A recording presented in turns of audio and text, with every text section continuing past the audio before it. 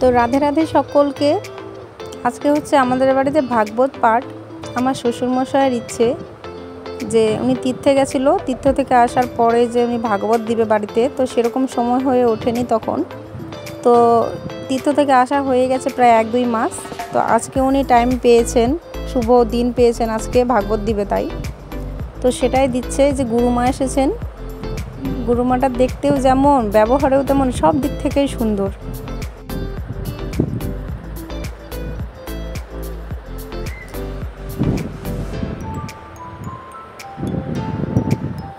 তো এখানে অনেকেই এসেছে গ্রামের, সকলে ভাগবত পাঠ শুনছেন।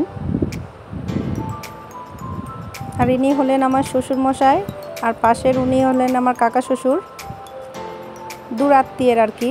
তো এই যে আমাদের রান্না বান্না শুরু হয়ে গেছে, ভাগবত দিবে তাই গ্রামের লোককে খাওয়ানো হবে। প্রায় 100-150 জনের বাজেট। তো এই যে রান্না করছে, প্রতিবেশীরা এসেছে, সকলে হাতে হাত মিলিয়ে কাজ করছে।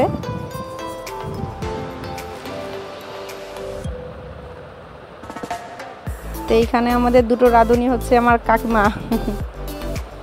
কাকিমাদের হাতে জাদু আছে, জাদু, এত সুন্দর রান্না করে না কি বলবো।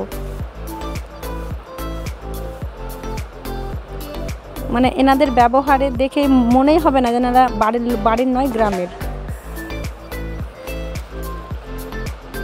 তো রান্না বান্না করছে, কাকিমাটা সব সময় হাসি মুখে কথা বলে আমার সাথে, খুব ভালোবাসে, খুব ভালো লাগে ওনাদের। তো এই যে সবজি টবজি সব কাটা হচ্ছে এখানে। আর এইখানে একটা কাকিমা রান্না করছে হচ্ছে গুসাই মার জন্যে, কারণ উনি নিরামিষ খায় আর কি, কারো হাতে ছোঁয়া খায় না। তো এইখানে ওনার জন্য রান্না করছেন উনি। তো খুব ভালো লাগছে, একটা শুভ অনুষ্ঠান হচ্ছে বাড়িতে। তো চলো যাওয়া যাক বাড়ির দিকে। তো এই যে এইখানে বসে আছে আমার পরীর বাবার কোলে বসে আছে আমার প্রজাপতি মা। বাবাকে পেলে আর কাউকে চায় না, ছেলেও যেমন মেয়েও তেমন। মানে আমি যে কি, আমি নিজেই বুঝি না যে এত ভালোবাসা, এত আল্লাহর যত্ন করে আমার কি লাভ। এই যে এখানে শেষ মুহূর্ত, এটা প্রায় 2-2.5 ঘন্টা ধরে ভাগবত হলো। তো এখন শেষ মোমেন্ট।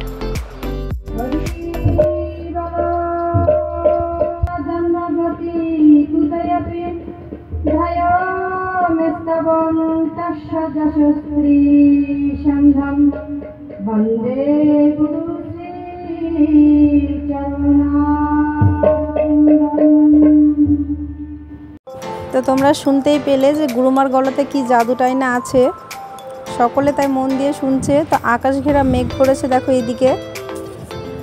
এখনো শুভ কাজটা ভালো ভালো পার হলেই হয়।